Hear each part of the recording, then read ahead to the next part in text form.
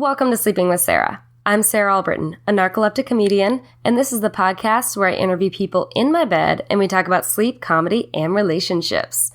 This week I interviewed Matt Kirshen. He's a stand-up comedian and a writer for the Jim Jeffries Show. You can catch the Jim Jeffries Show every Tuesday night on Comedy Central at 10:30.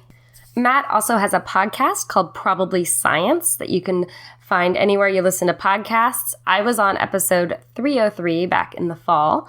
You can also follow Matt on Twitter at Matt Kirshen.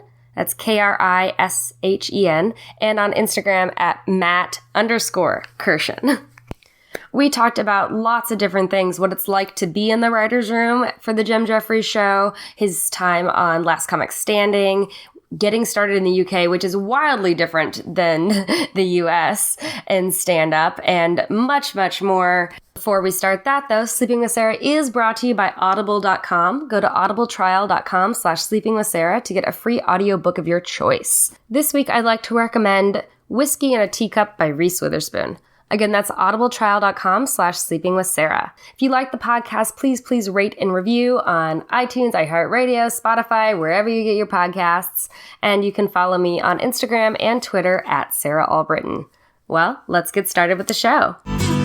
Sleeping with Sarah. Welcome to Sleeping with Sarah. I'm here with my guest, Matt Kirshen. Hey, Sarah, how's it going? Good. How'd you sleep last night, Matt? I slept all right. I slept not too bad. My girlfriend's out of town, so I had the bed to myself, which normally means more sleep. Mm-hmm. I got woken up, but then I got drunk with some friends last night, so I had that slightly broken, not as good drunk sleep where I wasn't hammered, but I don't know, still sort of dozed off and managed to wake up at 8:30 feeling not great.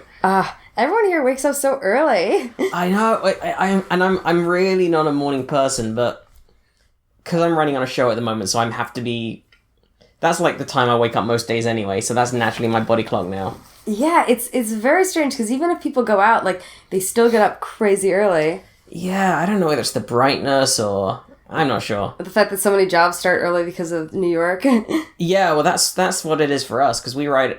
Well, the rest of the week we're like 10 till 6, but then the show I write on goes out the same night it records. Oh, yeah, it does, yeah. So we have to record at like 1 in the afternoon, and then it goes out. I don't know, I don't deal with this side of it, but I think they have to sort of they have to basically upload it to New York by 4:30 or something. Oh, yeah, so you got tight, yeah. But it's a half-hour show, so... Yeah, so it's pretty quick, and it's like... And we record pretty much as it is? As it is. Like, we go maybe 2 minutes over tops. But... See, that's what I liked. I went to a Daily Show taping before I moved. They did one in Chicago. And so I went to one of those. It was in a theater, but it was pretty spot on. Like, there wasn't that much I was surprised at how quick. It's pretty much the same for us. If you watch the final broadcast, you'll sort of vaguely maybe notice some jokes that were missing. Or like, I don't remember that sort of being you probably wouldn't even notice because you wouldn't remember exactly, but like we'll cut out a video clip or the editors are really good at like trimming some of the videos a little bit shorter and finding little ways of finessing. Because you have to meet an exact time because yours is airs on live TV, which is weird because there's so many shows that don't have to like adhere by that very specific 22 minutes. Yeah, because we're on Comedy Central, so it's still the old system where it has to be like this is the block of time that it fills and it has to have this many commercials within that time slot. And not like sort of Netflix or whatever where they're like bring it in somewhere around the half-hour mark. Yeah, you could just be more lax with those shows. Yeah. But Comedy Central is really good at doing like the extra stuff. So like if there's additional stuff that they thought was cool to put it on their social or something like that. Yeah, so we'll do that, and sometimes not that often, but every so often we'll have an interview, like an on-set interview, like Bill Burr's done a couple of them, for example, and when they do those ones, they'll often they'll cut it down that day to 4.5 minutes or whatever the segment is, but then they'll put the full 15 minutes online. Yeah, that's awesome. Yeah. So how long have you been writing for the Jim Jeffries Show? I've been on it since the beginning. So we did the pilot I know exactly when we did the pilot because it was election day. Because we had to rewrite the pilot based on Trump winning. Oh, what? So I can Oh, that must have been stressful. I can pinpoint exactly. Yeah, I think we were the real victims in the whole thing. I think we really suffered the most. But no, yeah, because the election was about a week and a half to 2 weeks before we were recording the pilot. So we had some other stuff prepared and some stuff written, but then that happened. So the Act 1 we rewrote in that light. So that's when we did the pilot, and then it got greenlit as a series in the beginning of 2017. Yeah. And now we're in the middle of season 2. Yeah. So you guys, it was more of a half season, done in the spring, and then you got... Yeah, we did the first season was 10 episodes, and then they added another 10. And then this season is 30 episodes in 3 blocks of 10. Oh, wow, okay. So, yeah, so it's nice. Yeah, that's nice. You get 20 weeks off of work. Yeah. Or not really, because you're a comic, so... Yeah, and you think I would have done more with it. The time in between us finishing at the end of last year and starting at the beginning, I was like, I'm going to do this, I'm going to get all this stuff done, and I'm going to go on the road. And in the end, I did a bit of touring and a bit of writing, but basically sort of suddenly realised that 2.5 months has happened. That happens sometimes, though, right? Yeah, you're like, so much free time, what am I going to... Oh, okay. It's all gone by. Well, I mean, for you, if you go back home for a trip, you're going to go for a couple weeks. Yeah, so we did that over Christmas, and over the holidays we went to... What is Christmas like in England? Is that... Oh, I'll tell you. Yeah, so I kind of got both this year. So we went to... My girlfriend's from Denver, so we went to Denver first, and we did... Which day? I think we Denver's did, fun. Up to Christmas Day in Denver. No, up to Christmas Eve in Denver, and then we landed on Christmas Day in London. Oh, that's cool. So we did Christmas. It's pretty much the same. I don't think it's that different. Yeah. I lived in Oxford, a study abroad, when I was in college, and I loved England. I was one generation off. My great-grandmother was born in England, and if my grandmother had been born in England, I would have just stayed. I loved it. Oh, because you would have been able to get a passport. Yeah, I would have been able to get work there or stay after school. So what you need to do then is persuade your... Which side of the family is that? My mom's mom. So you need to persuade your mum to apply for British citizenship. And then I think once she's a citizen, then you can become a citizen? I don't know how that works. I'm not sure. It's a long walk. At this point, it would be easier for me to just try to marry somebody. Yeah. But, no, I do love England. I just... it was my first place I think I really went overseas, and I just love they seem to value things a little differently than here. What kind of things? Art. For example, I went at seeing people at lunch on their lunch break sitting out in parks and reading books, something that I didn't see as often in America. Oh, that's interesting. I wonder... But this was a while back, and then also you were in Oxford as well, which is a... university town. Yeah, it's a university town. But also the plays, just the fact that everyone valued art and plays and that sort of thing. The fact you could go to an art museum and not even, have to pay a fee is just... Well, that's a really good thing. That was brought in, I can't remember when, it wasn't that long ago. Maybe, I'm going to say 15, 20 years ago. Oh, really? And, yeah, where they suddenly changed it so all the... there are private museums you still have to pay for, but all of the, main... all of the museums you think of when you think of London, the British Museum, the Natural History Museum, the National Gallery, the Tate Gallery. Yes, I love the Tate. Yeah. And the Tate Modern, everything. But yeah, they're all, you can just wander into them. Yeah. They'll have sometimes they'll have a special, they'll have some kind of special exhibition going on, and that's ticketed, but the general thing you can just, I'll sometimes do that when I'm in London.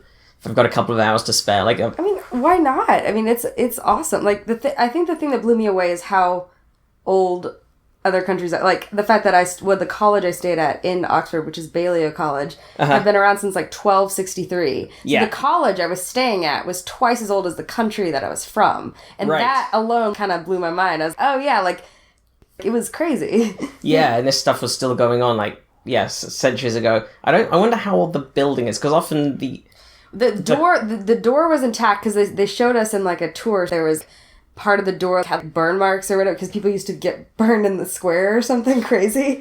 Okay. It was some crazy story. Maybe it was just one person. It's not like they did it all the time. Right. But I think it was a big deal. And they had the original door, not on the front, but shown somewhere else. It was right, yeah. It's no longer the door they use. It's that's the door there. Yeah. That used to be it.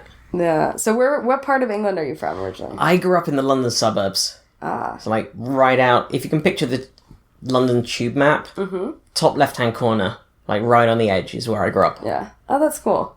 So, Yeah. it either is or isn't London, depending on who you're talking to. It's like Chicago. People say they're from Chicago, but Naperville's not Chicago. Yeah, like when you count it, like where I actually grew up was one district outside being able to vote for the mayor of London. But it was still on the tube, and it was still inside the M25, which is the motorway that goes around the outside of the city. I really like the way the transit's done there, actually. The fact that it's the different zones, and you pay if you're going from different zone to zone. Yeah. It's still that way, or no? Yeah, it is. So if you know the zones, then in London, it was Zone 6. Yeah. So it's way out. Yeah. Yeah, it is good, but it's pretty expensive compared to... It is a really good system, and it's so much better as... Like, been to other cities, and it's very good. Well, LA, yeah. Well, LA, you can't even count. LA does have a subway. No one knows about it. I think everyone knows about it, just everyone's afraid to use it because they're used to the comfort of their car. Like, it's pretty good. If you're going to one of the 3 places it covers, it's great. Like, if I'm going downtown, we live walking distance from one of the Red Line stops, and if you're going downtown, or even to North Hollywood, either way, it's the quickest way to get there. Yeah. Oh, okay, because it just goes through the mountain for North Hollywood. Yeah, and going to downtown's always such a nightmare to park and worry about where you leave your car, and yeah, it's great. Yeah. I highly recommend it, and it's relatively clean, it's relatively nice. It's fine. Did you start stand-up in England, or did you start it in America? No, I started in England. I did, 5 or 6 years of it in England. I heard it's a very different system in England. One of my friends, she was getting a master's in theater, and she started doing stand-up. You'd have a booked open mic spot, like a month in advance or something like that. Yeah, I don't know if that's still the case, because it's changing, but the idea of a sign-up mic... No, yeah, that's exactly what happened. My first 5 gigs were student gigs. But then my first proper gig, my first real time on stage with an audience that wasn't just fellow students, was in London, and it was pre-booked. Like, once I decided I was going to do, like, London spots, that's how it was. There used to be a website, I don't think it exists anymore. It was, what was it called? It was run by a comedy club in Bristol called Virgin Mirth. Top pun. Virgin Mirth? Virgin Mirth. Okay. Right. And they had a site, and they used to have a bit on the site that just listed all the gigs, and specifically all the gigs that would take open submissions, that would have, like, that would book people unseen. Yeah. And it had phone numbers and email addresses. What, just out on the open? Yeah. Crazy. Yeah, and it was just... And also Time Out London used to have the same. Like, Time Out London used to list every comedy show going on in London. It doesn't anymore. Because it's too big. Yeah, and also the site, the magazine is just not funded the way it used to be. Because print media is dying. But it used to be... It would list all the gigs, and some of them would say interested acts, call, and then a phone number, or email, and then an email address. And that was a sign that was like a... That was a new act night. That was one that you could get on without them knowing who you were. So it was between that website and that, I just email or phone those different numbers or email addresses. And then it was exactly like your friend said. They would go like, all right, you are on Wednesday the 18th, and you'd be one of 10 5-minute spots. But you knew you were going on that night. But you didn't have any way to test out your material ahead of time. Well, those were the shows that you would test out your material on. That was so they weren't like, it wasn't an open mic system where you could just go to a mic and work out stuff in front of an audience. That was the thing. You booked it like a month in advance. You wrote your new 5 minutes. Yeah, but you try and book as many of those as you could. So you sort of... Oh, so you kind of... Yeah, I see what you mean. So some of them would book... Some of them would book way in advance, like book 2 months out. Some of them... That first gig, the reason why that one ended up being my first gig was because that was the one where I phoned them up. I resolved I was going to do some London sets and some real comedy shows, and I went, all right, I'll try these 5 numbers, and one of them booked me 2 months out, and one of them booked me 3 weeks out, and one of them went, what are you doing on Tuesday? And I went, okay. And so that was my first gig, and so that you'd fill it up. I used to at that time still have a paper diary. Yeah. So I'd have my little diary book, and I'd fill it with the gigs. Lots of people have... Oh, you mean like a calendar, a paper calendar. Oh, weird. Yeah, my little diary book, my little appointments diary. And so my pocket-sized, which I think I used to always have on me as well. I used to always have it in my pocket. Oh, man. Do you have addresses and phone numbers in there too? Yes? Yeah, totally. And And I didn't even have a mobile phone either when I first started. Like, I was still a student, and I still had to... That was the reason I got a cell phone eventually, was one of the people running the gigs going, like, you gotta have a cell phone. You can't give people your parents' house phone number. That's what it was. What, did your parents actually like answer the phone when they're calling about a gig? Yeah, well, that was what it basically was. I wasn't even going to tell them. I wasn't planning to tell them at all that I was doing stand up for ages. Like, I was going to keep a complete secret. And then, no, actually, it wasn't a bookie. It was one of my friends. It was for that very first gig. One of my friends phoned up and went, "Do you know where Matt's gig is?" And they went, "What gig?" Oh, because I was not, like, I think that came out of nowhere for them, because I was not a performer. Like, I didn't have, like, even to the extent that when we go to kids shows, like family theatre shows as kids, and they'd ask for volunteers, my sister would be on stage before they even finished answering the question, and I'd be trying to make myself invisible. Oh, like, so then what made you want to go into stand-up? I really liked comedy. Yeah. I think it was, like, I liked comedy and I liked getting laughs. I still don't like sort of performing on stage in other guises. Like, I don't ever go up for karaoke. Oh, yeah, never? No, Oh, like, not at all. Fun. I like karaoke because it's nice to once in a while have a mic and have a crowd without having to be funny. It's just relaxing because I can just sing and nobody cares, and it's just relaxing. It's completely the opposite of relaxing for me. It's like, even just thinking about it, I'm just shivers. No. Like, it feels like go on stage. You know, like, every fear of being on stage that I had when I first started doing stand-up, but I've now got past because it's what I do all the time, so I don't have that worry. It's like, all right, we're stripping away every comfort from you, and you have to go back on stage unprotected again. Like, you don't have your jokes, you don't have the knowledge that it's a comedy show in the audience. You don't, it's just like, you don't have the wealth of experience. It's like, all right, now just go off and do this shitty thing. Yeah. Oh God, hate it. But I really liked comedy, and I really liked writing jokes. And when I was a student, for the first year or two, I was writing for and then editing this student paper that was like this sort of funny weekly college paper. Oh, nice. So that was my first experience of, like, really... So you were a writer first before? Yeah. Yeah. And that was my first experience of producing comedy and seeing people enjoy it.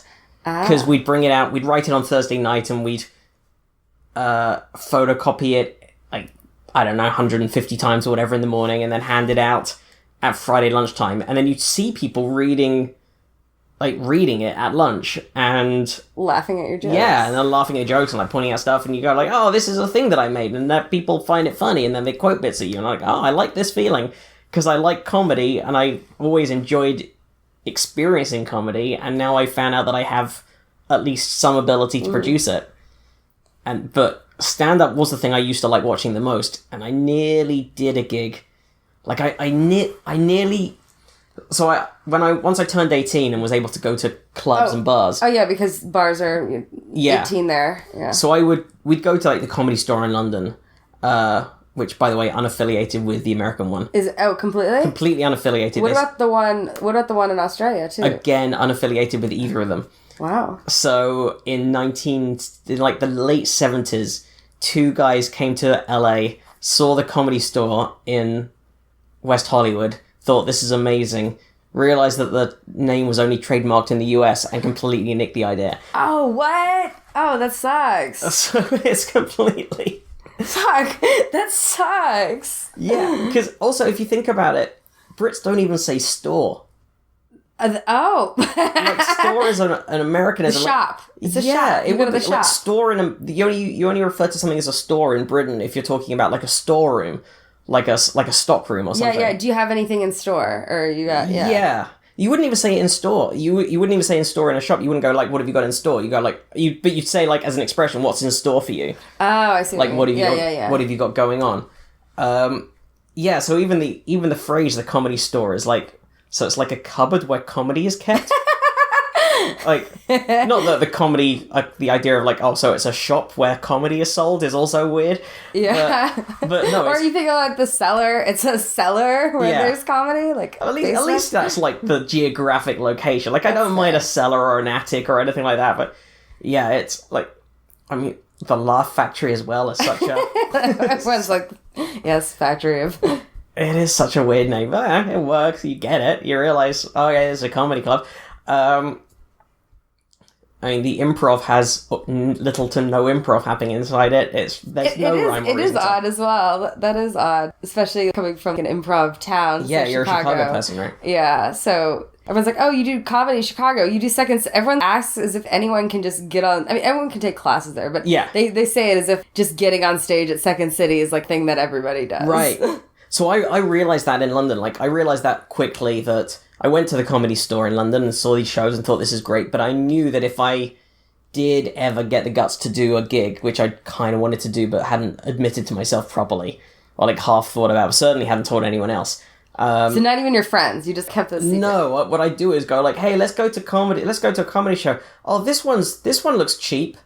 Like, we could go to the Comedy Store, but this one's only £2. And the reason I'd say let's go to the one that's only £2 is because I knew that was in a room above a pub, and it was a mixture of semi-experienced and brand new acts. And it was half going because I wanted to see the show, but also it was me basically doing a recce. Yeah. And like a recce? Yeah. Like reconnaissance, like just sort of. It was me kind of scoping out, like, all right, if I do ever get the guts to do a gig, what will it be like? And yeah, I go to this gig and also just look at it and go like, all right, so this is the standard. Because the Comedy Store would be these people just smashing 20-minute sets and destroying 300 people. Of course. But this room above a pub, we go like, all right, well, this person's good and that person's good, but this person's terrible. And it doesn't seem to even know how jokes work, and I think I know how jokes work. I've got a vague... So at least you had a little bit of a... Yeah, so at least I kind of... Alright, I think I can be at least as good as that person. Yeah, it's like going to an open mic and be like, oh yeah, I can be funnier than them. And so it was like semi-encouraging. And then the host of this show, who was also clearly the person who ran it, I remember at one of these ones, like, I nearly went up to him and went like, how do I sign up to do it? But then this couple who were also at the show just sort of got in ahead of me to talk to him, and I just remember just veering off. Oh, so you almost said it. So I almost did a gig when I was, or almost like asked him anyway, how would I sign up when I was 19, and then 18 even, and then never did. And then when I was a student, like my first year, there was like this sort of the Freshers' Fair, which was just this sort of all the societies and organizations basically presenting what they're offering. You sort of this big hallway and like, hey, this is... If you want to join our society, this is like the first, and there was like the Comedy Society. Was it like a fraternity or just a club? No, it was like a club. Oh, weird. And so that's an actual comedy club, like a comedy club in college. Yeah, and I nearly and the person, one of the people at that stall went, like, are you interested in comedy? And this girl who was just in front of me just really dismissively went, not yours, and walked off. And I just went like, oh, I just veered off again. So I was like, I think you have a problem with standing in line behind people. I know, I sort of got like, blocked. I don't know what the sort of trying comedy version of cock blocking is, but that happened to me twice within a year, like within a year and a half of each other. Not let people queue up in front of you. I know, right? And then like that's how all your opportunities. So then that was me like not doing comedy for another 2 years. So it was like, wow. But all that time you were like writing ideas and thinking about it. Well, thinking about it a bit. And so I never joined that comedy club at that time. But then I started. But then at the same time at the college, there was this college funny newspaper, this funny like weekly paper. And my friend, a friend of mine who I'd made, who was living on the same corridor as me, and we both kind of, I don't know, we quickly found out we both like had similar senses of humor. And we started talking like, hey, we could do something for this. So we pitched the idea, like, I think it was fake horoscopes was the first thing we pitched. Yeah. And we just said, hey, could you fancy a horoscopes column? And they went, all right. So we just wrote this horoscopes column. We sent it in. This is bad. Like, and it was... Like what, you'll get hit by a bus tomorrow. I can't remember what... No, they were like jokes. It was like proper jokes. It was like each one was like a proper... I'm pretty sure, like, stylistically, we were completely ripping off The Onion used to have fake horoscopes as well. So we were like, stealing the jokes that they were using, but we were 100% just stealing their ideas. Stealing the template. Yeah.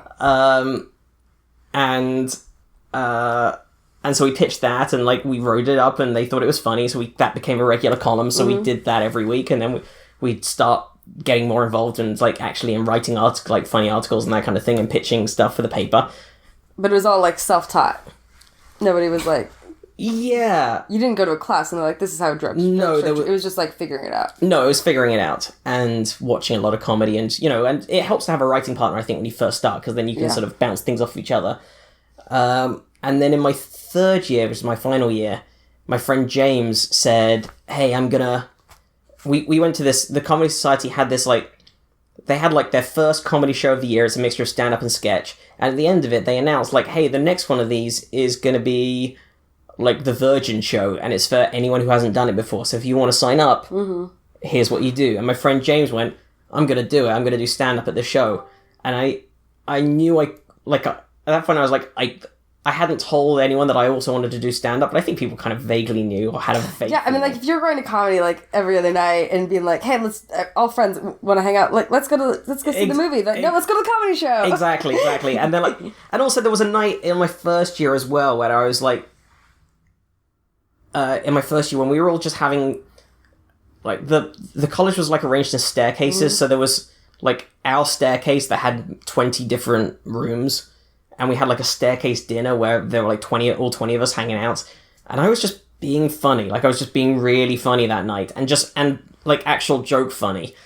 People say something and I say something back. It wasn't just being a dick. It was oh, and this is actually, looking back at it, it was I can't remember specifics, but this was a structured joke. And my friend Ed on the way back went, yeah, you should do some comedy stuff. And I was yeah. But in my head I was yeah, I should do that. But still didn't say anyone. So when James did that gig, I was oh, I'll sign up as well. Why don't we both do it? It'll be fun. Ah. So we both signed up for that. And that was How'd you do? I did well enough to get the bug. James crushed it that night. And I did fine. I did well. And then so I ended up doing, that term I ended up doing 5 gigs. And I remember it went first gig good, second gig great. Just great. Third gig terrible. But by that point I was already in. I already had the bug. And then I think fourth gig fine, very good I think was, and then fifth gig was fine. So it was it sort of averaged out. I had 2 really good ones, 2 okay ones, and one that was oh no, this is very bad indeed. But everyone sucks at first. Yeah, and also I think so many people suck in that order. And I wonder how much of, when I talk to my comic friends, so many people had a similar experience of first one good, second or third one terrible. And I wonder how much of it is just new person energy that carries you through, and how much is just the statistical thing that the people who have the bad first gig just never do it again.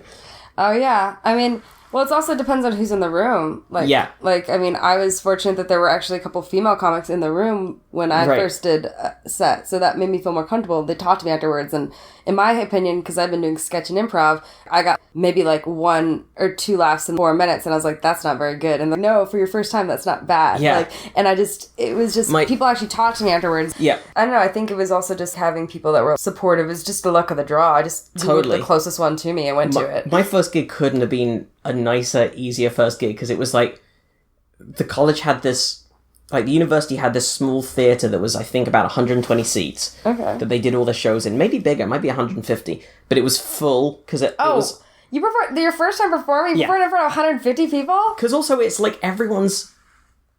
that particular show was also, everyone's was doing it for the first time, and there were maybe 12 of us on the show. Okay. So of course everybody, all 12 people brought 10 people. 10 friends, and that's already almost sold out. So that's... Yeah, I forget how many friends you have in college. It's so easy to meet people. And also there were 3 of us actually in the end from our college who ended up doing that same show. So we all brought people. So we had there were probably 30 people in that audience that I knew. Yeah. Oh, and of course they're going to be on your side. So they're on my side, and it's in a theater, so it's I genuinely kind of really hope for an easier, more gentle into doing comedy. But then was it jarring when you had to go to other things? Was it just wow, this is the other side of it? Yeah, because then what happened was, once I got the bug, once I then did I think I did 2 or 3 gigs in London that Christmas. And then I was in. So then I'd book, because you pre-book these open mics. So I'd pre-book a gig. So I'd have one like, all right, in a week and a half's time, I've got a gig. It's in London. And I would get the bus. There was like a coach that would go down to London that would take about an hour and a half. And it would drop me off in Stratford, which is right on the outskirts of East London. And I'd get the train into the centre of London. And I'd do my 5-minute open mic set. And then I'd get the train back, then jump on the bus, and then go back. Wow. So then, and get in at 2 a.m. Oh, wow. Yeah. Which is ridiculous thinking about it now. A sort of 6-hour round trip to do a 5-minute set, but you completely do it. Oh, no, I knew people, when I took classes at Second City, I knew people that drove 7 hours from Iowa or something that would just drive in just for a class on a Sunday. Just drive 6 hours there, 6 hours back. At least I didn't have to drive. I was on public transport. I think I read the whole of Lord of the Rings that year, just getting on the bus. Well, that'll really help with your comedy there. Right? I think when you're young, you just don't think about the time. No, you don't. Time is not valuable, and you don't care about. And also, I was so excited about comedy. Yeah, it's so passionate. So, I remember the first time I got to headline, and that's the loosest possible term because it was it was Swansea University, and I was closing out their night, and so that meant I had to drive to Swansea and back by myself. I got paid, I think, £20. It cost me at least 30 in gas. Yeah. So I'm running at a deficit. I'm driving to a different country, and you're still the whole way there and back. Oh, wait. Different country? Oh. Swansea's in Wales. Oh. So I don't know if it's like the principality, whatever it technically is. But, you have to drive across a border. But, again, couldn't have been happier. So who did you look up to? You said you're a big fan of comedy. Who did you look up to at the time when you started? I don't know how many of the names you'd know, because a lot of them were on TV in the UK and never really made it across here. I remember when the names that did make it across. I remember when Eddie Izzard's specials started to come out, the ones that were on VHS tape.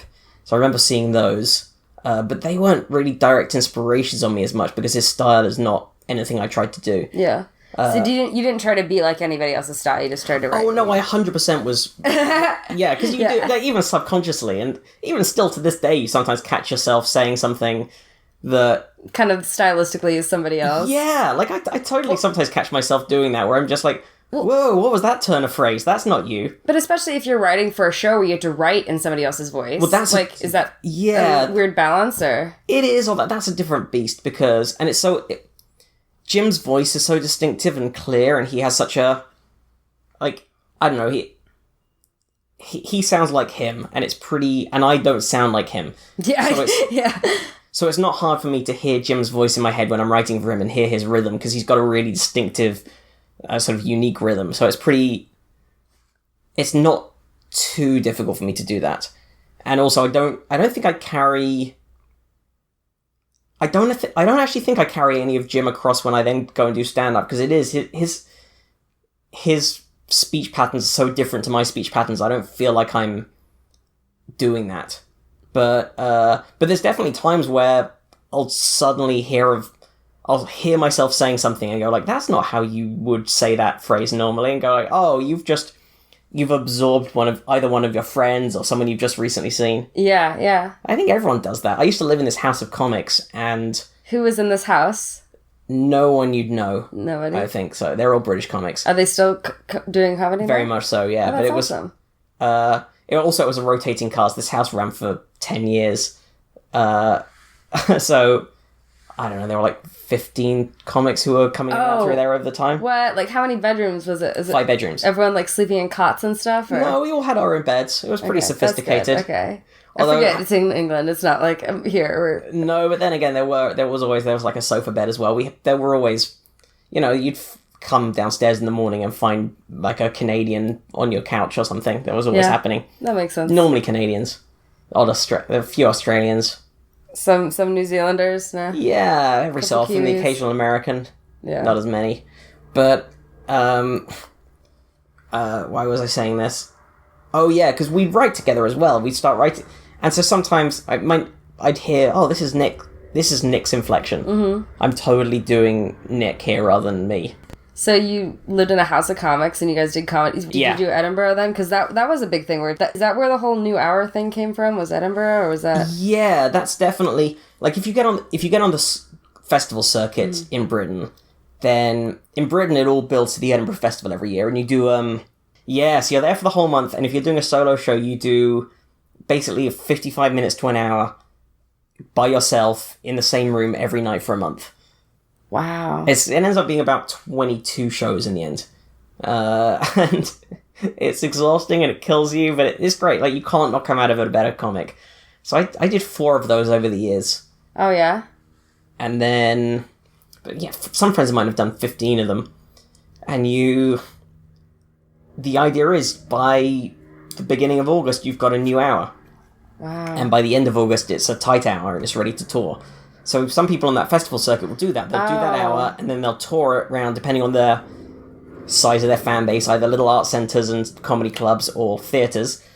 And then at the end of the year, they've got their new show. And sometimes they jump around the festival circuit as well. So they'll also do Melbourne and Sydney and Adelaide. Okay. And New Zealand, the Auckland Festival. Gotcha. So... Wow, that's... they'll sometimes debut their new show... Depending on which way round they're doing the year, like often they'll start the show in Adelaide, and then it goes to Melbourne, then it goes to Auckland, then it goes to Sydney, then it goes to Edinburgh, then it tours, and then you start the new show in Adelaide again at the beginning of the year. Wow. That's interesting. That is a very set way to do it. It really is, and it's weird because these people are writing entire hours and then they're throwing it out, and sometimes not even recording it. I think now people are recording it more. Yeah, not even recording at once. Yeah, because we didn't really have a tradition of albums, and back until fairly recently, it was pretty expensive to film something. Now you can film stuff pretty damn cheap, so I think more people are even... Well, at least have it to submit. If you're, I know people that are they're like, hey, I'm gonna go do a show here. It's filming for my submission for Comedy Central or for whatever, because people can do that now. Totally, and a lot of people now are filming it and just going just putting it out on YouTube or Vimeo or something like that. Just going, here's my hour. It's free. Have a look at it. Hope you like it. I mean, even Cameron Esposito did that recently. Basically, with her, Yeah, that was just a few cameras at the back of the UCB, right? Yeah, I think so. Yeah. Did you overlap with Cameron in Chicago? I remember her because she used to host at Lakeshore way before I was doing stand-up. Right, because that's where we met. Was at Lakeshore. Actually, I met Jim there a couple of times. Right, because he used to play there all the time. And that was the best venue. It was. I love that place. There's a really special venue, and I didn't know it at the time. That was actually my first exposure, really, to stand-up. Yeah. Was working there so when I was you were also still in spoiled school. in the same way I was. Like, you didn't realize that it's not always like that. Comedy isn't always this beautiful 300 seats downtown Chicago theater that's curated by someone who really cares about comedy. Well, yeah, but the thing is that sometimes the shows wouldn't be as full, or sometimes you'd have these amazing shows that were, he had an eye for talent, because everyone that played there are doing amazing things now, you know? And we had, Ron Williams did a sold-out show at the Chicago Theater and then came and did a show at Lakeshore after his show, just because it was a cool venue and he enjoyed the space. Because he loves being on stage around comics. Yeah. I mean, that kind of thing was just, it was special, and I didn't realize how special it was till years later, because I wasn't doing I was doing improv and sketch at the time. What was I thinking? I don't know, that was also, you were in the right place with that too. Yeah, it's good, it's just you can't, it's very hard to make, it's hard to make a living being improviser, I feel like. Yes. I mean, unless you're also teaching or writing, and at least with stand-up, I feel like stand-up and writing kind of goes together. You do the writing during the day. And and also stand-up, I mean, it's different in America, but certainly when I started in Britain, I made money pretty quickly. Yeah. When I was there at the beginning, it's changed now, but it was a really healthy comedy circuit. So after a couple of years of doing those gigs we were talking about, you'd get the sort of close the open mic night or open the professional night, and... You get like sort of 30, 40 pounds, and then became 50 pounds, and then became like £100 a show, and then you started to get the odd £200 weekend shows, and then I was able to pay rent within a few years of starting. That's awesome. In Chicago, you kind of learn to run your own room. So you start your own show, and you either do donation or you do whatever, and you can decide whether producers split it or you give it amongst the, we usually gave it amongst the performers that came, but like it's also, but you have, but it is a different way to do it. You still got, Chicago, you'd still get paid, but usually like $5 or $10, not that much. Right. But it's, but if you went to the suburbs, sometimes you go and you get gigs that paid well. And someone pointed out to me recently that all Chicago comics are loud. They're all... Do you think that's true? I think it is. I think they're all loud in different ways. Like, that whole generation of comics who came out of Chicago before you, I think because they did so many bar shows, and Chicago is still so blue all collar. bars, yeah. Yeah, just thinking about it, and they're so varied and stylistically varied and brilliant in different ways. But like everyone from sort of Kumail to Pete Holmes to whoever, like that, every single to Kinane to like every single one of them is a different kind of shouty. That's interesting. Like, even people you don't really think of as being shouty, like Kumail, you don't think of because he's got sort of a gentle demeanor, but actually within it, he is quite assertive in his speech pattern. Overall, I think people are friendly in the Midwest, but they're not as outgoing to like do things or say things. So like the people that do decide to get on stage are the ones that are more assertive in that way. I don't know. It's also just, you do it to compete. Like, you have shows, and sometimes there's a sports game, and there's literally on TVs, like, right above your head, and you have to... And I think that's what it is. Like, it's sort of, every single one of those comics has learned to drown out baseball. Yeah. Oh, yeah. I mean, baseball's, so, I mean, well, it's so boring, like, it's just a drinking sport. You go there and you drink and you enjoy the weather and you watch the game, kind of. But they're still leaving it on. Yeah. Yeah, That's what it is. But I guess you guys had cricket, so... Yeah, it was always cricket. No, it would be the football match that you'd have to try and persuade them to turn off. Oh, the people are insane about football. I once went to a game, it was in Munich against Manchester United, and that was, like, crazy. Everyone face painted. It was, like, nuts. Well, I just went to... They had, like, this sort of friendly cup that's going on in America right now, so I just went to Manchester United playing AC Milan. And it was full of Brits, and the whole time I was walking around, I was like, this isn't pleasant at all.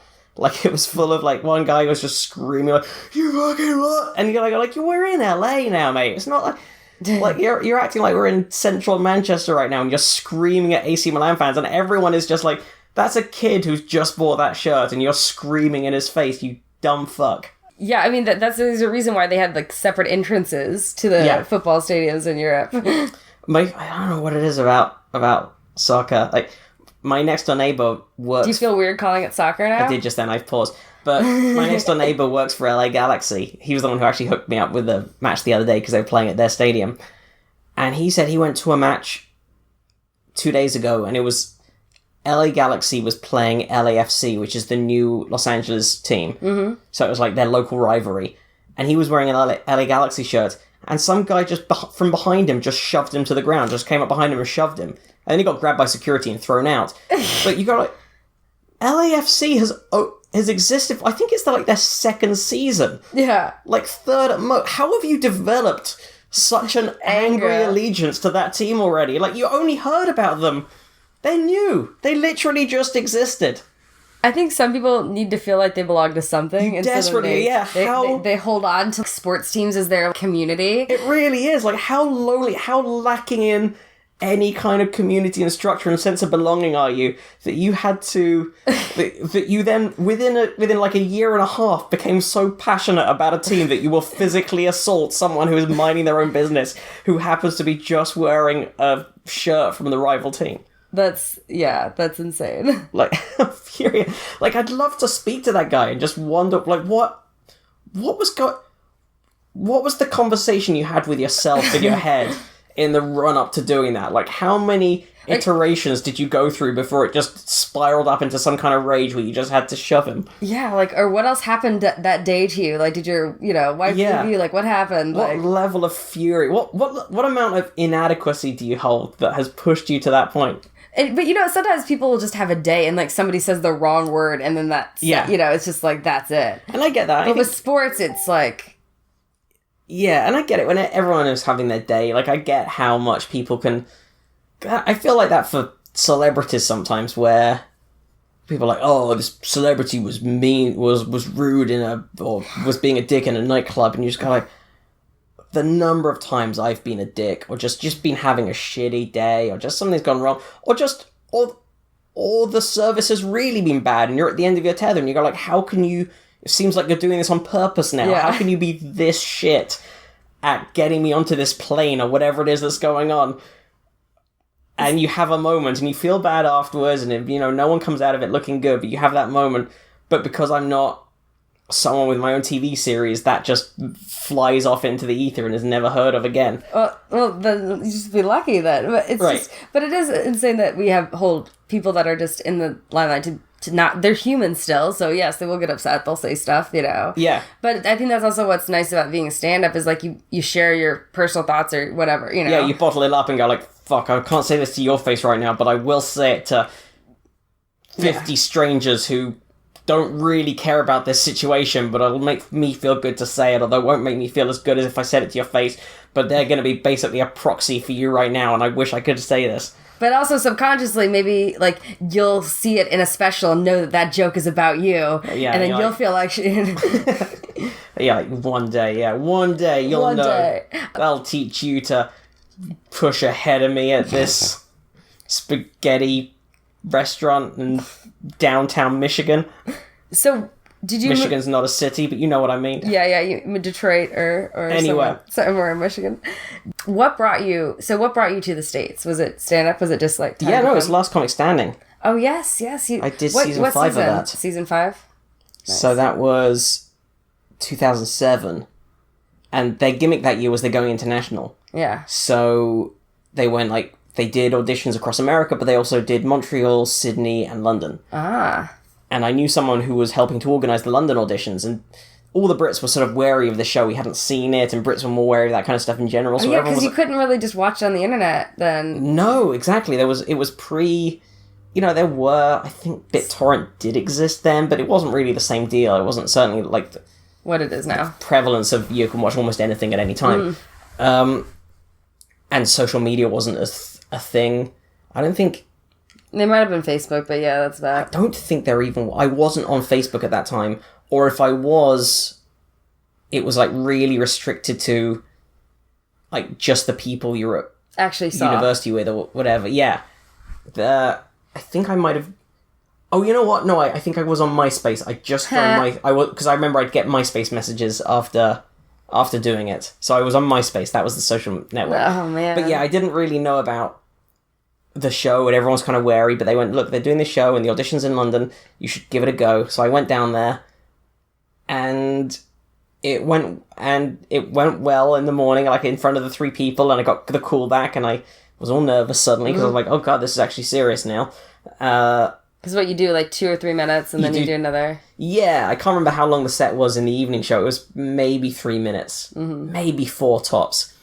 And in the morning, I just did, like, one joke to the judges, and they went, yeah, we like you, and then just come on through. So it was... What? Oh, and then they just lead. Yeah, because they kind of cut you off. I think they don't want you to burn too much material, so they make you do enough just for them to kind of go, all right, yeah, cool, and then you go to the evening bit of the show. And then I did that set, and then they were like, all right, you're going through. Here's the visa paperwork. Oh, how far did you make it through? I got to the final 10. Yeah. Came 6th or 7th in the end. Did they do a tour like they do now? They did, but I missed the cutoff for the tour by 1 show. Ah. Like, if I got through 1 more challenge, I would have been on the tour. I did fill in. I did, like, 4... I did 4 of the tour dates. 3 or 4 of the tour dates when... Nice. Various people couldn't make it. I filled in for... That tour would have been... John Reed won it. Lavelle Crawford came 2nd. Then it was Jerry D. Then it was Amy Schumer. And then Ralph Harris. Gotcha. So what... I filled in for Amy for one of them because she had a NACA conference that she couldn't get out of. A NACA? Okay. The college... the college showcases, NACA. Oh, NACA. Yeah. Okay. Sorry, I thought you were saying, like, knacker. I was like, like Knackerer. Knacker. Yeah, like an old dead horse. You're tired. Yeah. Yeah, she had one of those, and then I filled in for someone else in another one. So I did a few of those gigs, but I didn't do the whole tour. So, but were you able to just stay in the US? Yeah, so by the end of that, I had a visa, and I had a really good TV credit. And at least for the first year or so as well, like, I was on that show So, you were able to stay because they gave you a visa that just lasted enough? For 2 years. Oh, cool. So I had a 2-year visa, and I had this TV credit that let me headline in comedy clubs, right? Because I was on the show quite a bit. Like, even though I came 7th, I got put up for 2 different head-to-head challenges. So I was on I got a lot of screen time. And that helped, yeah. In the final. So I was on TV a lot. So people recognized me. Like, I was definitely getting people out to the clubs around that time.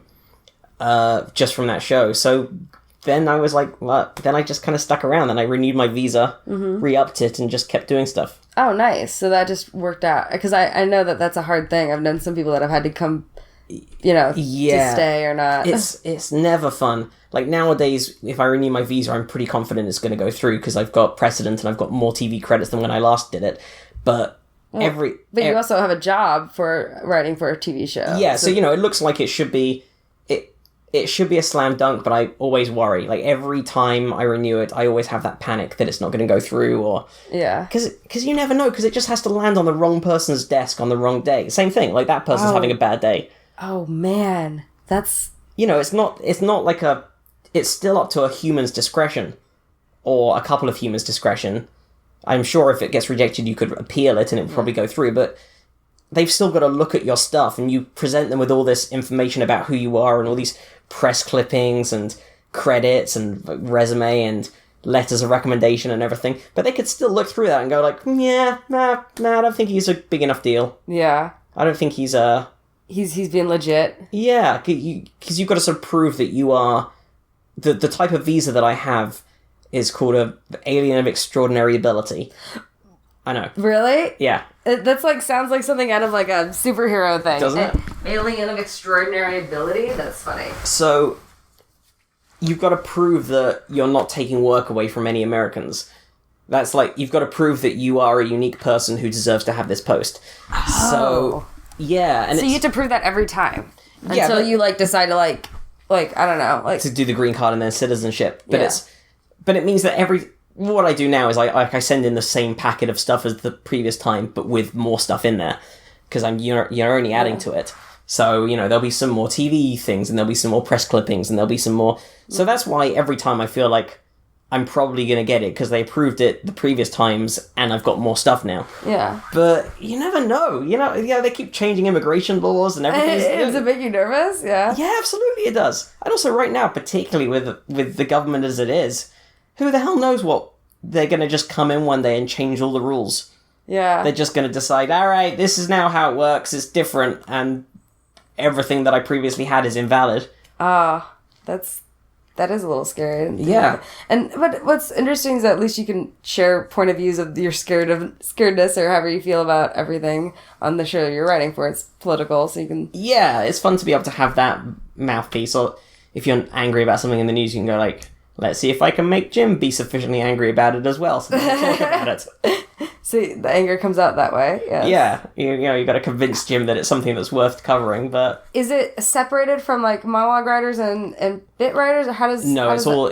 We all do everything. It's all we're all in the same room. Yeah. So there are people who specialize in certain things more than others. There are people who've come through the UCB kind of world, and they're particularly strong when it comes to writing sketches. But we'll all write bits of everything. Yeah. Oh, that's awesome. And then we'll all sort of punch up everyone's stuff. And then did you write for a TV show before then? Yeah, I've written for a couple of things out here, and then I wrote for things back in the UK as well. Oh, okay. Because for a long time as well, I was splitting my time between here and the UK. Just punch-ups and doing different things? Yeah, exactly, and joke writing for panel shows and that kind of thing. Oh, yeah. That's fun. Yeah.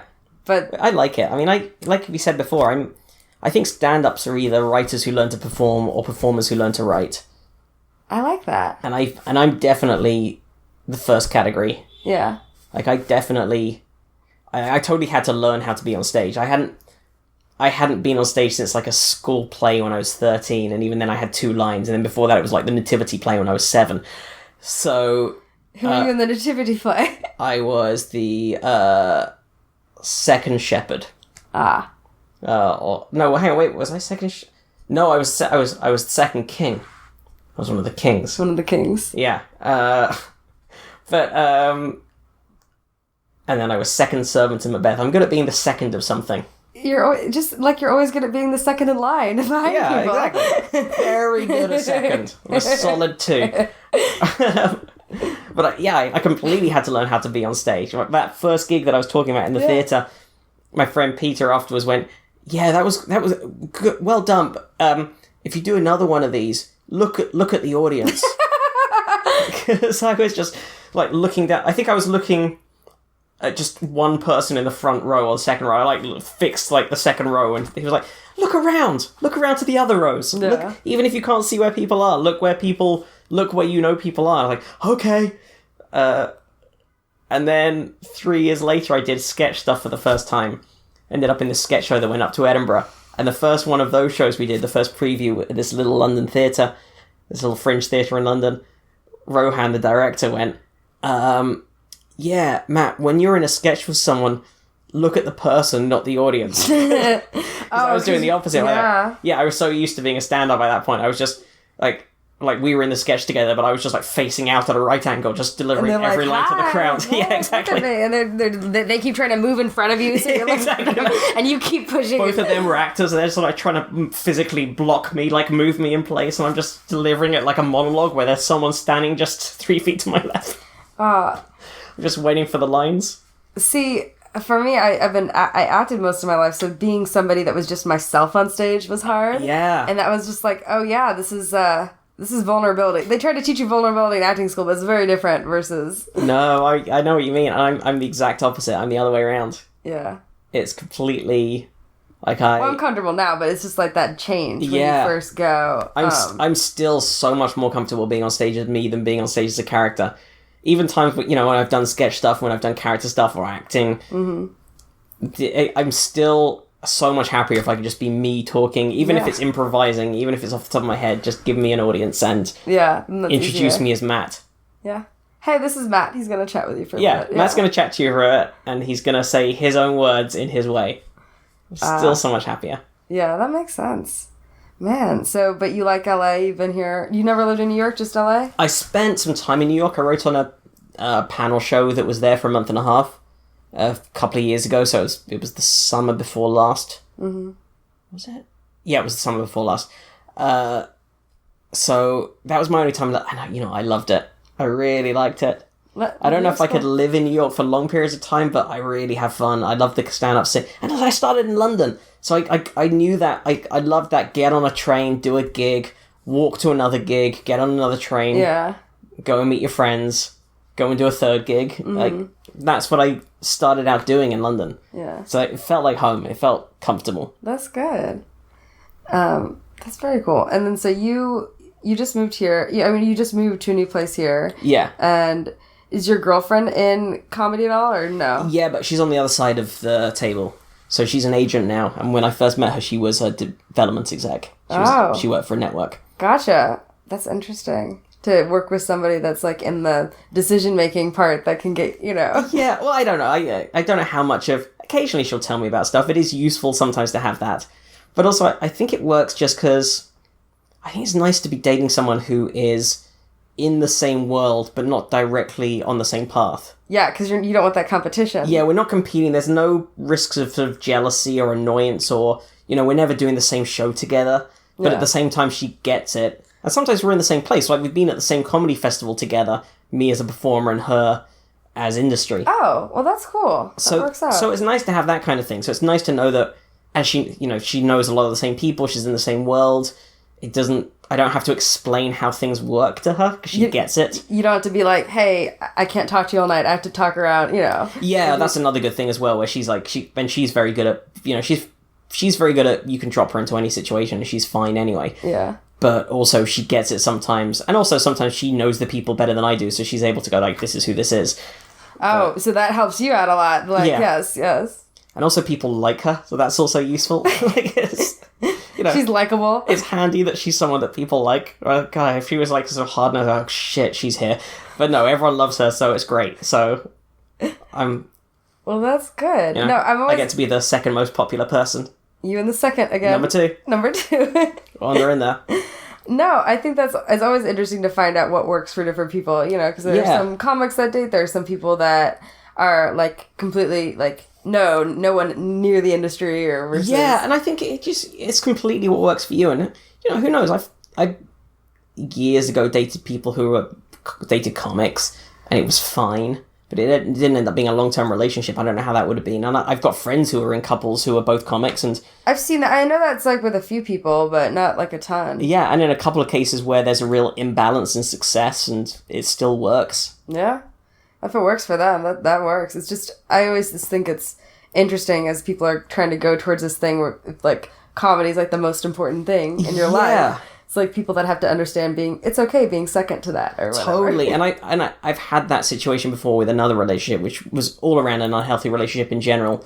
Like, it wasn't good, but there was complete lack of understanding that, you know, sometimes I have to not be a boyfriend. Like, I've got to go out and do these gigs. You know, that my job involves being out at night, which means not being here with you. Yeah, and I need to go to and I know it's in a bar, which is a place of drinking and fun, but it's also my job, and I have to do that. Yeah, it's very hard to explain that the comedy version of networking is drinking and smoking weed with people, and like hanging out and chalking, and right, also, and it isn't work. It might seem like it's not work, but it is still work. Yeah, and sometimes, you know, even just doing the gig and hanging around for a little bit afterwards, not just, you know, and sort of glad-handing with the booker or the comedy club manager or whatever, and just making them feel like you're a person they like to have around, rather than just going in there and grunting at them twice, doing your set, and then leaving before they've even finished saying your name. That's like, you sort of have to do that a bit. Yeah, so it's nice to be with someone who understands that and has to do that on the other side as well. You know, she's actually currently in Montreal, so she's seeing shows in the evening, but her entire day right now, I think I haven't spoken to her at all today, because her entire day is like a breakfast meeting, then she has coffee with a production company, then she has lunch with a group of managers. So she basically has like 10 meals in a day. Right, exactly. just for meetings. And drinks, and you know, you sort of go like, you could easily see that as like, oh, so you're just having food and drink with people that you know, and like, no, that's what she has to do, and she's got to talk to these people to find out what projects they've got so she can put her acts forward for it and develop it. And it's the same for me. So it's nice to be with someone who understands that's how the life is, and that is a part of it. And by the way, not denying that sometimes it's fun as well. I love hanging out with comics. I still, most of my best friends in the world are comics. I still love the hang. It is hard though, like to have like muggle, like non like it is hard to have maybe not muggle friends, but friends that aren't in creative fields. I think. Yes, I think that's what I'm finding it hard. It's like to have the common ground with them. Yeah, it sometimes is. I've got some groups of friends who are not from the comedy world, and they're good, and they're luckily like good people who are great to hang out with, and or just like funny people or fun people to be. But that's also I think it is. That's really important to me. Yeah. Even if they're not comics, it's really important to me that people in my life are funny. Yeah. Like, my girlfriend is funny. She's funny. You know, she's not... You wouldn't put her on the Late Show at the Comedy Store for 12 minutes, but she's funny, and she can hold her own in conversation, and she has a good sense of humour. And that's really important to me. Like, it's like I couldn't date someone who isn't that. And, and I couldn't have friends in my life who also aren't... Or who didn't get, like... a weird thing you said, or like if you just say something like, oh, I think this is funny, it's silly, I say it out loud, and they're just like, look at you like, what? Why would you say that doesn't make sense, why would you do that? Yeah. It's like, oh, we can't, like, it's that level of judgment that you're like, no, like, just like we can't be friends, this isn't gonna work. I've had that in a relationship where I was dating somebody, and like I said something just privately to us. It was like about a weird dream I had or something, and I was like, I had a dream that this happened. He just like looked at me like, sometimes you just don't have a filter, Sarah. And I was like, I could never fall in love with you. That's immediately what I thought. I was in my head, I just said, oh no, this is done. Like, sometimes you don't have... Well, also, you're not meant to have a filter when it's with your partner. Like, that's the whole point of... Once you be dating for a certain amount of time, the idea is, like, no, you see each other like, this is unfiltered. Yeah. Yeah. Social... You know... I mean, like... We fuck. That's already, like, an unfiltered thing. Like, that's already, like, we see each other naked. Like, we're already outside of the normal society rules. You've already gone through the awkward sexual stuff, too, you know? Yeah, like, this is already, like, if I did half of the things in general society's presence that I do in yours, I would be a bad person. But yes. But we're in a relationship, so we don't have that filter. I actually think that being in a relationship helps you, like... get, like, not be that way. Like, they tell you, like, oh, no, that's too, that crosses the line too much. Or they tell you, like, they reel you in from doing stupid behavior when you're in a relationship, I think. Yeah, I think to an extent. At least act as a check. But, yeah, it's... So, partners have to be funny, friends have to be funny. That's... And just good people. Yeah, I think so. And you get spoiled as comics because your friends just happen to be statistically the funniest people in the world. Like, that's just how it works. It's just, sorry everyone else. Yeah. But just, as competition, the people I hung out with last night are the people that society have decided are the funniest humans alive. Yeah, and if it's a decision between, oh yes, hang out with this friend or these group of people, it's kind of a no-brainer. Yeah, those people who members of the public normally pay their own money to have them be funny at them. Well, that's who I hang out with. That's who I was just drinking with for the last 2 hours. Is that I mean, that's got to be awesome though. That's pretty great. Fun. Yeah. Yeah, that house, the house that I used to live in London, it was like a destination party house / crash space. It was always, when the bars closed, everyone would end up back at ours. But again, messy and probably to some extent hindered my career, because when I maybe should have been doing stuff instead, you're up till 5 a.m, dicking around with idiots, but also the smartest and funniest idiots you could ever hope to dick around with. Yeah. Like, some of the top comics in the world would just be hanging out in our kitchen. Or in our living room. That's pretty cool. Like, that's pretty special. I think that's awesome. And now you've been doing it for a living for a long time. Yeah. Fair while. Is it weird to have to get up and do the 9 to 5? Like, kind of... It's really weird. What is it, Monday through Thursday? Monday, Friday. Monday to Friday. Normally, like I was saying before, normally 10 till 6, except on shooting days when we have to be in at 8, because we film early, because we have to send off the tape to the East Coast. You're never usually on camera for that, are you? No, I've got to do a couple of things. I got to do, like, a web-only thing, like a desk piece with Jim, and... my right arm and my voice were in an early episode. Oh, your right arm was famous? Because we did like a man on the street thing that I did. Ah. That we needed to get. So I was like, you hear my voice and you see my right arm just coming into shot. That's about as on camera as I've been for the show. So most of the time I'm behind the scenes. But it's fun. I like it. It is weird having a 9 to 5. Even though it is a comedy creative 9 to 5, even though I'm effectively writing stand-up comedy for a stand-up comedian. I mean, that's the dream. It's totally... But it is still weird. It's still weird going into... getting up at the same time as my girlfriend, or a little bit later. She gets up earlier than me. But, getting up and showering and shaving and putting on clothes and then driving into the same place and waving my parking permit to be waved through the gate and clocking in. It is strange. It's the longest I've had at any job. Like, this... It's been like a year and a half? This show... No, it's been more than a year and a half. No. Since we started, it's been... I guess it's been, you might as well call it a year and a half once you've taken to the hiatuses. Yeah, it's like a year and a half, and that's the longest I've been in any job. When you put it like that. But congratulations, though. You. That's good.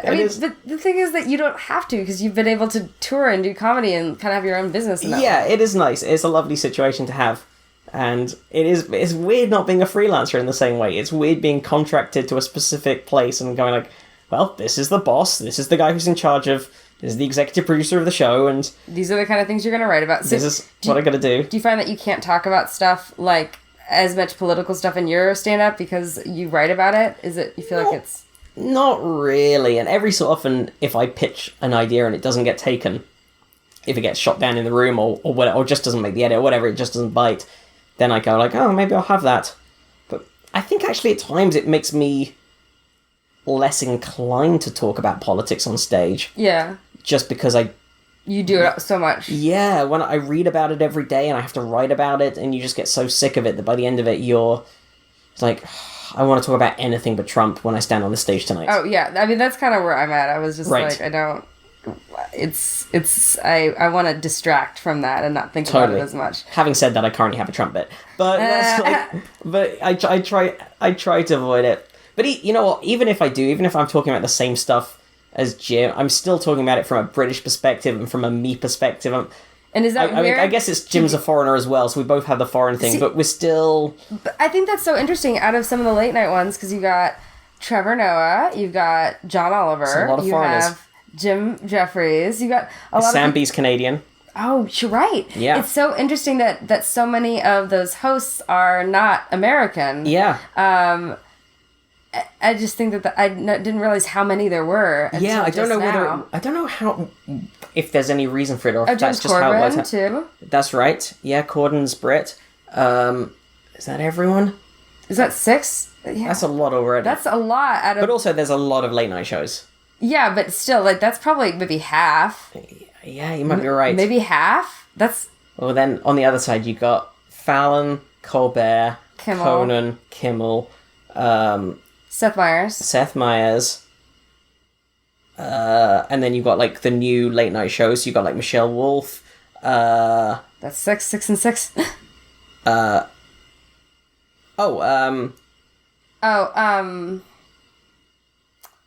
Let's see. Chelsea's is done. Chelsea's is finished. On HBO. Bill Maher. Bill Maher, yeah. So yeah. Bill Maher, who's been I know around someone forever. from that show. Yeah, I forget. All right, we're slightly more than half. Yeah, but still, that's quite a bit. And Hassan's about to get a show. Yeah, so we're up to 8 Americans. but that's still like Still a lot. It's that's still a still very a lot. large But I number. think that's good because having that different perspective is important, and Yeah. being like, hey, this is how things run, and everyone's got their own style, and everyone's got their own thing going. Jim's a fun one to work for because, like, the fun thing about writing for Jim is we get to play around with his point of view and his intelligence level. he's so smart. He's like, super smart, but he plays like smart dumb or dumb smart really but it's well. still relatable. Like it's like people aren't. It's not. Yeah. Some people talk smart on stage, and then they feel like the audience will feel like they're talking down to them. Totally, and Jim's really good at like being the guy at the end of the bar, like the bar philosopher. And also because of that, we also get to write. He is totally a bar philosopher. Totally, and because of that, we also get to write jokes where we get to be dumb. Like sometimes, I feel like if you're writing for John Oliver or Samantha Bee, you always have to write to the top of your intelligence. Mm-hmm. Like you always have to write. Like you never think when they're on camera that they don't know what they're talking about. Mm-hmm. And they're both brilliant at it. Like they're so good at what they do. But you always know, like, okay, they know all the facts, and they're gonna do like fact joke, and it'll be a great joke, and we'll all laugh, and then we'll get more information from the facts. And with Jim, we get to write pieces sometimes where you feel like, I think he's finding out about this the same time we are. Like I think he's working it out, and we get to do like fact, smart joke, and then a really dumb joke that undercuts it. Yeah. Where you go like, oh, his entire point of view is upside down from what you thought it was, because he gets to play the idiot sometimes, because he's or play the dick. He gets to be a dick sometimes as well, because he's got so much charm to get past it. Yeah, he really can. So I think it's interesting to see comics that try to be dicks that it doesn't come across. Yeah, well, you just go like, oh, I think you really are a dick. Whereas Jim has that wink, like he has enough. Yeah, like Jesselnick does it amazingly exactly. as well. I was gonna say, there's some people that can really get away with it. Well, you got Jesselnick plays it differently again, because he plays the sort of super alpha on stage, but at the same time, there's always that nod. There's always that thing underneath it where you go, he's fucking with us. He's teasing us to see how far he can push before we snap. Yeah, but what I like about the reaction is that it's like a genuine. You could tell like his anger when he does get angry about something. Right. He's genuinely like feeling that, where he's genuinely saying, "This is bullshit." You know, like why is this person acting like such a cunt? You know, like yeah. So it is fun to do that. So yeah, he does come across as legitimate, and he comes across as as real. I hate that word, but like it is fun to be able to write like smart joke, and then like write 2 smart jokes and 2 dumb jokes, and then put them in the same piece next to each other. That is a very I didn't think about it that way, but that is a very interesting way to do that. And like write like a sort of social justice-y joke, but then immediately follow it with a joke where he's a dick. Yeah. Where he's like, oh god, you can't say that, and then another one we go like, oh, okay, you could say that. So it's a fun show to write for from that point of view. That is very cool. And then that is, and then you get breaks, you get summer break, or you get... Yes, we have like, it's blocks of 10. Well, this season is anyway, I don't know. So we've got 10 episodes, and then we had 2 weeks off, and then we got another 10 episodes, and we're going to have 3 weeks off. and then we'll have another 10 episodes, and then hopefully we have a break and then some more episodes, but I don't know yet. So it's like the next year is kind of like mapped out, and then beyond that you just... Yeah, so I mapped out through to Thanksgiving. Okay. It's basically when we finish, and then... I don't know, either it gets renewed Either it gets renewed and then I know what I'm doing for 2019, or I'm back on the road or trying to find another writing gig. Yeah. Well, I mean, that's the nice thing is that you have that freedom to be able to do that. You can just, like, be, like, figuring it out. Yeah, so it's weird. It would be nice to know, but Comedy Central plays their cards tight. They hold them tight. They, I don't know. Maybe the execs already know because they found out a week and a half before us last time. Oh, they did? Oh, that's... I know. That's kind of annoying. Because they're like making the deal, but at the same time they can't leak any information. So they're negotiating and arguing, and then you're sort of getting little... Like, do you read it on the news on Deadline like everybody else? We found out before that, but... But pretty close. But yeah, just before that. But at the same time, you know, you sort of like trying to see their body language when they're... Oh, you're trying to like analyze... When like the execs are talking... Yeah, when like the network execs are talking to our show execs after the taping, and you're like, what are they saying right now? Are they... But, you know, I don't know. You just have to kind of take it in your stride. It's the gig. Yeah. It feels good. I think people are watching it. The network seems to like it. So hopefully we get to do more. Yeah, I like it. That's awesome. Well, thank you. Well, near the end of the podcast, so I always ask people one last question. Like, what are your... sitting in a bed, like, what are your dreams for your future, your goals? I don't know. I mean, it doesn't have to be professional. It could be like whatever. Just well, professionally, they've changed a lot recently. I think because I'm sort of getting more into the writing world. I still stand-up's still my first love, but I've really enjoyed writing a lot more this last few years. So maybe that's the way my path is going to go now, and I'm going to be doing that more. But I still, you know, don't want to stop pushing to be in front of the camera and doing stand-up and other things in front. I don't know. I've never been a fight, here's my 5-year plan, here's my 10-year plan kind of person. Well, stand-up's not really the right kind of industry to be in where you can have a plan like that. I know people who do and did, and in some cases it worked out, and in other cases they just go mad because they get furious that someone gets something like new faces the year before they do, and they're like, this is bullshit, and they kill themselves for it, but pulling their hair out and everything. But no, I've never been one of those people, so I don't know, continue along this path, get more stuff, maybe sell my own show that I'm either in front of or behind the scenes on. Have your own show, but not actually be in front of the camera on the show? Either or, I don't know. That's interesting. I don't know. If I sell a sitcom or something, then would I try and cast myself in it? Probably not in a lead role, maybe as a cameo or a small role. Yeah. If it's more of like a late night sort of desk show or unscripted show, then I probably would be more likely to push myself to be, if not the main person, then one of the people, because... Yeah. I'm more comfortable being me than I am being... anything else? Being David or whatever the characters decides to be called. So yeah, who knows? Who knows what the hell? Yeah. And then, keep trying to get on other people's shows. Yeah. Keep trying to do more stand-up on TV and... go from there. Panel stuff on TV, yeah. Ah, that's awesome. And then, that sounds like pretty chill. That's a good goal. Yeah, who knows? Who the hell knows? Who knows what's going to happen either... or be on the Jim Jeffries show for 5 years. That'd be awesome, right? Yeah, if that carries on and they keep wanting me to write for it, and I guess that's the thing. You just you don't know. You just wait. No, you never know. Right now, I feel like the show looks promising to be renewed, and I feel like my contract looks promising to be renewed with it because I think people like my contributions and a fair number of my jokes make the script, but. You never know. You never know. I wrote on the show I wrote on in New York. I was on the show as well and got loads of jokes into the show, and then they announced they were coming back for another season, and the network just decided, we want a different writer's room this year. We want to change stuff, so they just got rid of everyone. Wow. Well, at least that's a little diplomatic. Like, at least it wasn't like pick and choose. It was just like everybody. But it still sucked, because it was like, all right, because I kind of thought I'm going to be coming back for this one. Yeah. So I don't think this show would work like that. I don't think they would do something like that. And also I think they are more able to say to the network that, no, we like these people, but Who knows? Who knows?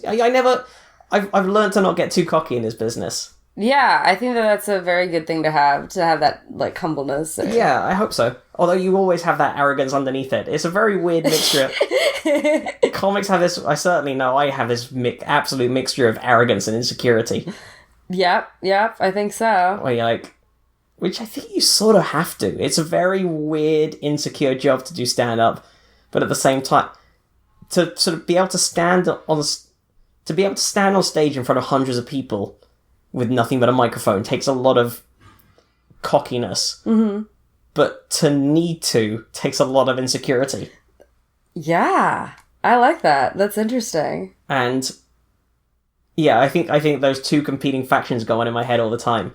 Where you're like, yeah, I'm really good at this. Am I good at this? I think they all hate me. But no, fuck you, I'm the best at this. But also I'm the worst at this, and I'm never going to write another funny thing in my life. But I can write... But then you go on stage and then you crush it in front of a crowd and you're just like, yes, there's that feeling again. I am okay. You know? And then the next night you're like, fuck, it's gone. I've lost it forever. But at least you know right away versus if you go on an audition that you think like sucks and then you get it and you're like, wait, I thought I did awful. Or the opposite. You're like, yeah, this time is yeah, that's definitely the case. It's definitely nice to know right away. Immediate gratification. It's just weird about writing. Or humiliation.